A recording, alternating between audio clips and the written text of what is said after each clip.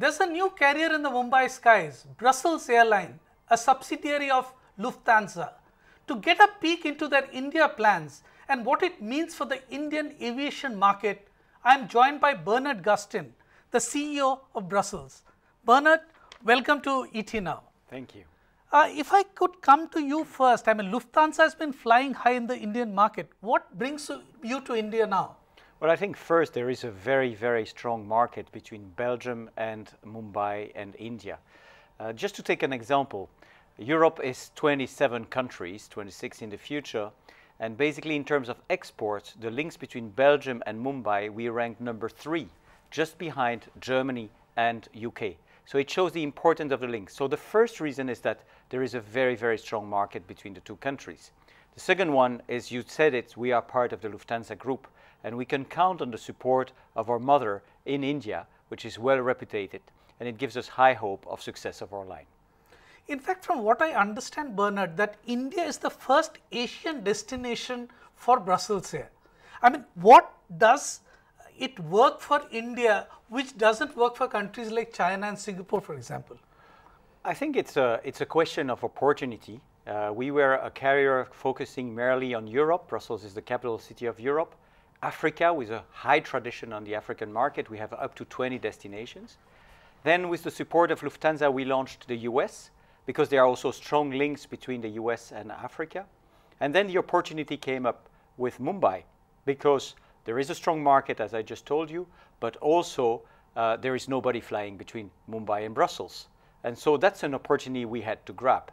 And of course, for us, it also fits perfectly with our fleet. We have a fleet of Airbus 330s, so we can integrate this destination in our fleet, which might be more difficult for more remote destinations. Tell us about your India plans. How many flights are you starting with, and what's the kind of growth that you anticipate? We want to start with a good product at start, so we need at least to fly 5 times a week. We also need to provide with a lot of connections, and we have perfect connections to all Europe, but also to the United States and Africa. And on top, we are completely combinable with the other hubs of the Lufthansa group, Frankfurt, Munich, and Zurich. But of course, if the success comes, and the first weeks are quite positive on that, but I don't want to be too quickly happy, we will have to grow. The first thing is to come to a daily product. I think that's the most important that we can do. But of course, if after that period we continue to be successful, and I hope so, the objective is to grow in India as we do in the United States and Africa. And one of the first destinations we would consider, of course, is New Delhi, but there are maybe other business cases to be looked at. Bernard, in this case, I would assume that Brussels Airlines is looking to piggyback on Lufthansa to fill up its seats from Mumbai, isn't it?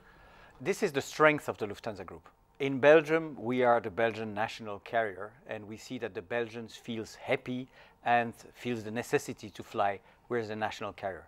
But in India, we are fully part of the Lufthansa group.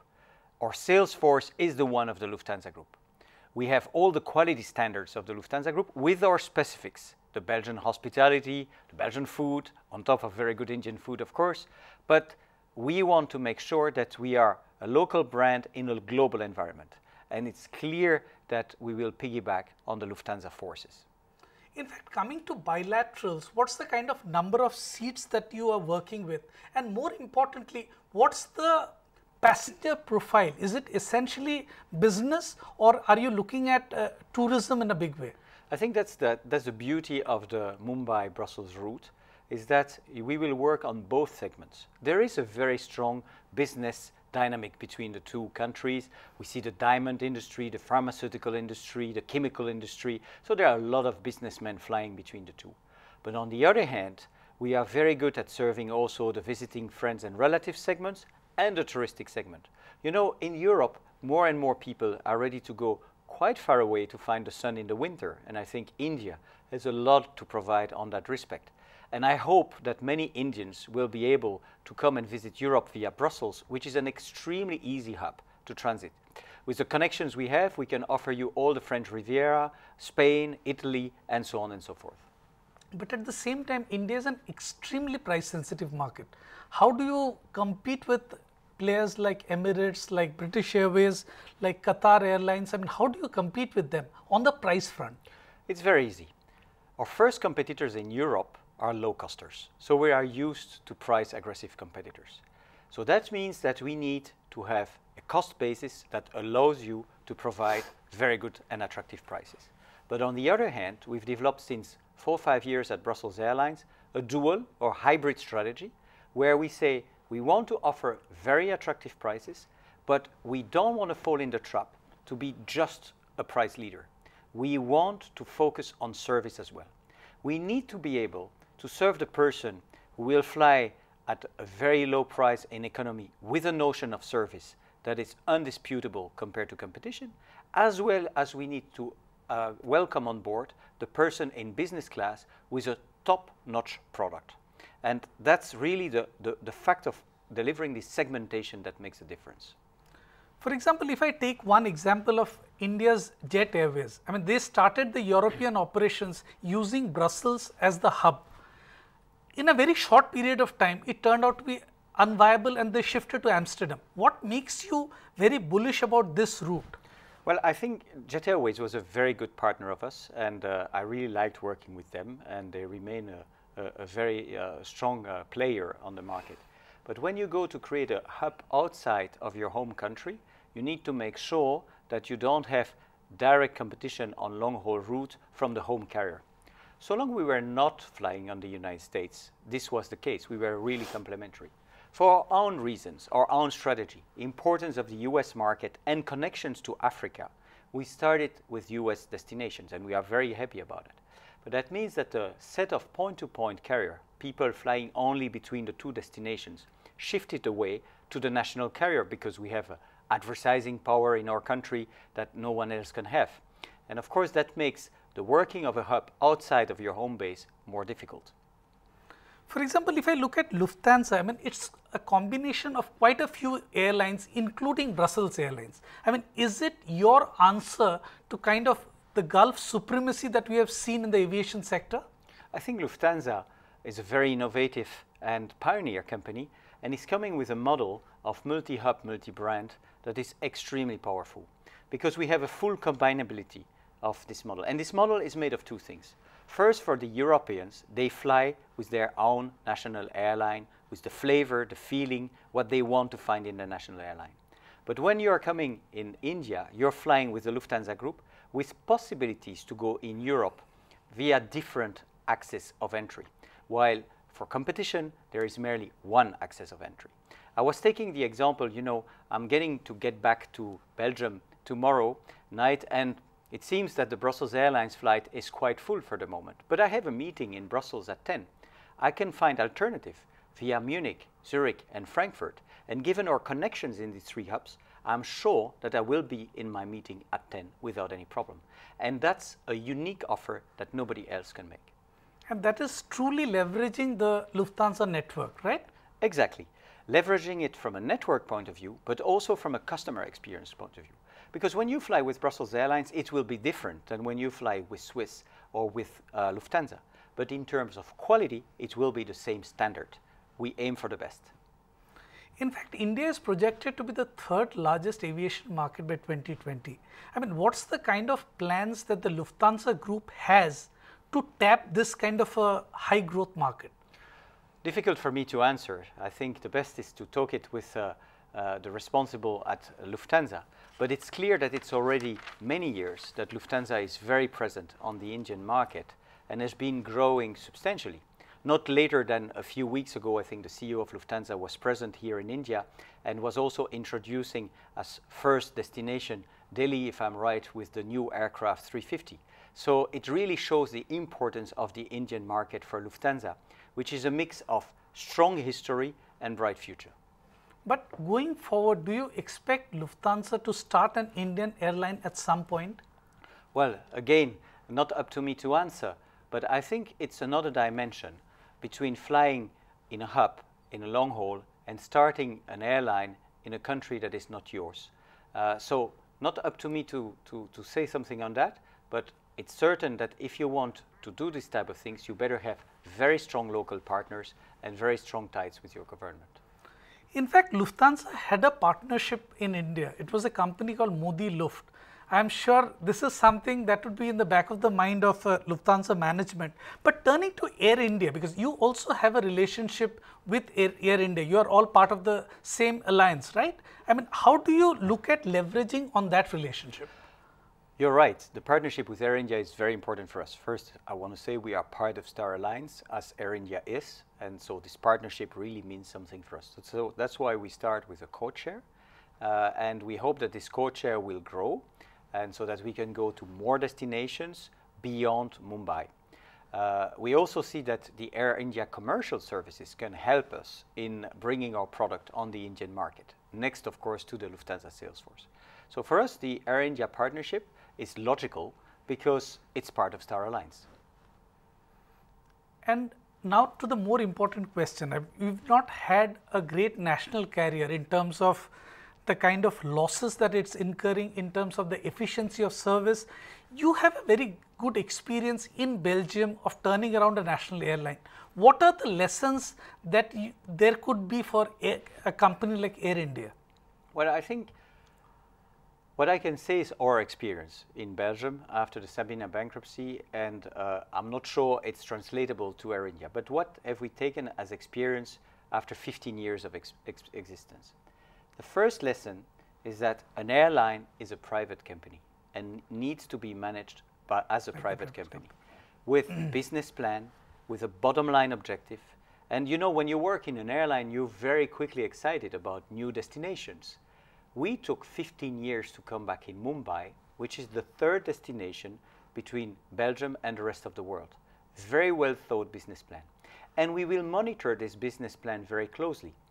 And it's only if it's an undisputed success from a profit point of view that we will go further in India. So first, it's really run the company as a purely private company, knowing that you need to have extremely strong ties with your government. The second is that never take anything for granted. We know in Belgium that the company can disappear, so we need to be all the time very agile. Brussels Airlines is successful now, showing profits, but we had our tough time. We were able to restructure. I know that if the fuel goes back up in a few years, I need to prepare for that now, and I cannot fall in complacency saying we are profitable, great. I think already if you have those two philosophies in your way of running the business, this is a growing market. More and more people fly than ever. The low cost have shown new models, so don't stay in history. Then the success can be there for any company. And with the assets it has, I'm sure Air India can be a very successful company, and that's why we are happy to partner with them.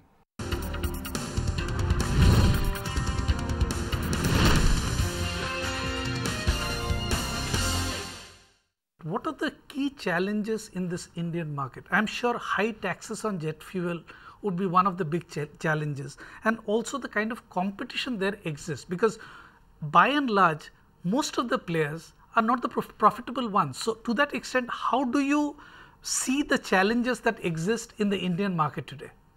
Well, I think the challenge number one is to be able to serve a very demanding customer base on the positive tone. And really to focus on the customer, you need to be aggressive on prices, you need to be proactive, but you shouldn't forget to differentiate yourself from a service point of view towards the customer. Because I'm convinced that a customer that has a fantastic experience with you will be ready to spend a little bit more, not much, but a little bit more to go with you. So that's, I think, the first thing. The second thing is to be very cautious when you grow capacity. And in the environment of very low fuel as we have today, there is a tendency to be over-enthusiastic. As I told you, we took 15 years to think about Mumbai that we could have as an obvious choice 15 years ago. But we first started with a very logic strategy on Europe, Africa, then US, and now India. Time is ready now to start on India. But we start with a 5-weekly product because that's what the market demands now. Once the success will be there, we will grow. If we had started immediately with 2-3 destinations, full weekly product, there was a clear risk not to be able to follow from a financial point of view. And I think capacity management, being prudent in your business case, having a differentiated consumer approach are the recipes if you want to be successful. And what's your take on crude prices? Because that's where, again, much of the business depends on oil prices as well, right? Sure, and we see also the difficulty to pass the increase of the oil price in the end result. So that's why, for me, we have benefited the last 2 years of exceptionally low crude prices. If you ask me what it will be in the coming 18 months, I don't have a clue. So that means that I need to work on a double accounting. One with the crude price as it is today, one with what it was 3-4 years ago. And so while I know it's low now, we can invest, and that's what we do. It would be really silly not to invest because we have the means to invest, hence the launch of Mumbai route. But on the other hand, we need to remain extremely sharp on cost, and I'm starting in Brussels a heavy cost reduction plan because I know that the crude oil might not stay at the level as it is today. And so it's this capacity to take investment when the crude oil is low, and certainly not delay it, but prepare for when it will be higher. So I'm sure you'd be targeting the diamond traders who are traveling between India and Belgium. But tell me, are you also looking to tap the cargo market in India? Cargo is very important for us. It's completely integrated in our strategy. So that means that when we do a business plan, we look at both the passenger and the cargo. We've developed a belly cargo strategy, so that means we don't have aircraft dedicated fully to cargo. It's complementary to the passenger business. But of course, we believe in the potential of the Indian market. Also, with our perfect connection, we have a 24-hour connection with all the African markets we are present in. And so there are clearly some flows to benefit from. So yes, cargo is key. We have 15 tons a day of capacity available for cargo, which is a substantial amount. Because Brussels is also the international hub for diamonds. So to that extent, there could be a bit of a business opportunity there between flights between India and Belgium, right? Exactly. A lot of people travel, but also goods travel. So that means that we have really an opportunity to connect the two capital cities of diamond, Antwerp and Mumbai. And I must be honest with you, we are now part of a delegation of Belgian companies being present here. We inaugurated yesterday the new World Diamond Center in Mumbai in collaboration with Antwerp.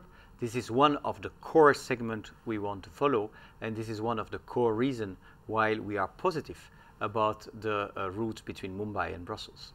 Also tell us about the other industries which also have been wanting a direct flight between Bombay and Brussels. I think we will discover some by the way we go, but immediately we see the collaboration on the pharmaceutical. In Belgium, there is a big development in the biotech sector. GSK, for example, which has its worldwide vaccination center in Belgium, basically has major plans and investment in India as well. This morning, we inaugurated a new plant facility of a steel company called Bekaert in the region.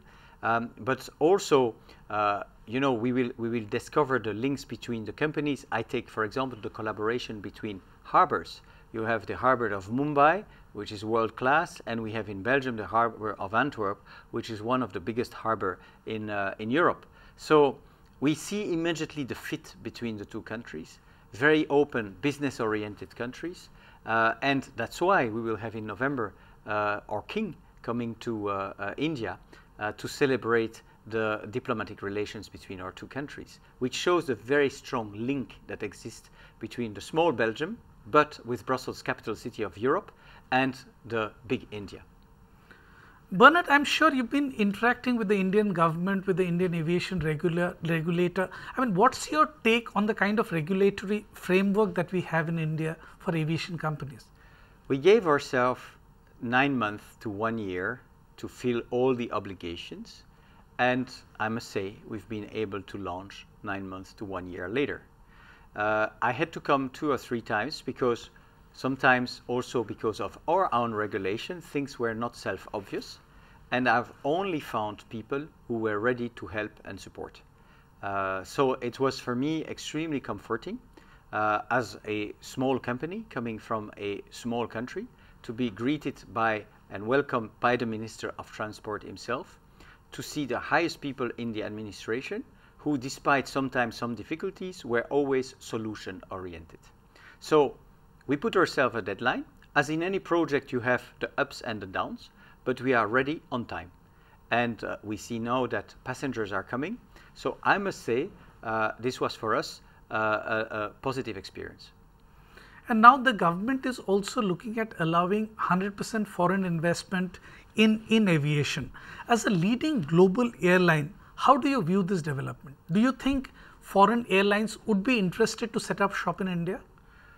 Well, I'm sure that the market is there, and if I understand right, some have already shown some interest in the field. But we have exactly the same debate in Europe. I've been president of Association of European Airline, and basically we have the debate because in Europe you can only be a maximum 49% owner if you're not from the union. I'm from free trade, I'm from opening, but everybody needs to play according to the same rule of the game. And I think so long that is not done, it's maybe not bad to sometimes have some protection mechanism. Is it via shareholder? Is it via something else? But I think it's important that the local companies can fight with the right weapons. We've seen it with Brussels Airlines, Lufthansa. We're fighting on the European market, and fighting means sometimes being stronger than competition. And some competition, sometimes they don't do the restructuring that we've done. And being able to be just saved by external capital that is basically coming from states and so is not something we want in Europe. So I think being able to have a fair level playing field is extremely important. Is the 49% guaranteeing that yes or no? It's a good question, but I think it's a quite heavy question. But for a foreign airline, I would imagine it would be very important to have a domestic partner to start their India operations, isn't it? I mean, how easy? For example, we have seen Qatar Airlines, they've already expressed their intent to start domestic operations. What would be your understanding of how global airlines would view this? Well, I think the domestic market is more a question for a domestic Indian airline to see whether, again, if they have to compete against Qatar, or whoever else, there is a fair level playing field. So that means that they have the same weapons to compete on this market. And that's something for me that is extremely important. I can understand and respect all objectives of companies, but our objective is to be profitable. We are a private, stock-quoted company with all the rules of a stock-quoted company. It's important that when we compete, we are competing with people following the same rules. If it's not the case, I think it really creates a problem. We are representing employment, investment, and so it's really important to have those rules. So I can imagine that for newcomers on the Indian market, it will be important that they follow the same rules as the incumbent carrier. So that's basically the incumbent carrier. If they lose on the competition, it's because of their strategy, it's because of their performance, but not because somebody is applying other rules of the game. And finally, Bernard, I mean, Brussels Airlines have made a perfect start in India. But what's the kind of growth that you see 1 year down the line? What's the kind of numbers that will make you happy? Well, I tend to reckon in terms of year one, in terms of occupation rate of the aircraft. Today, after 4 weeks of operation, we see two numbers. We see that we are 75% full, but also because we reckon a lot on the Indian market, we are 85% full when I consider the Indian market. So that's very strong. So I really hope that we can sustain that through the softer period of the year, and that we can say after year one that we are basically online with the target with basically an aircraft which is 85% full. That allows us then to go to two next steps, grow the capacity to a daily product, and basically make sure that we respect our business plan from a profitability point of view. In 2 years down the road, if we continue with that and we have the profitability, then we can start to think about another destination. On that note, thank you very much, Bernard, for speaking to ET Now. Thank you very much. And wish you all the best. Thank you.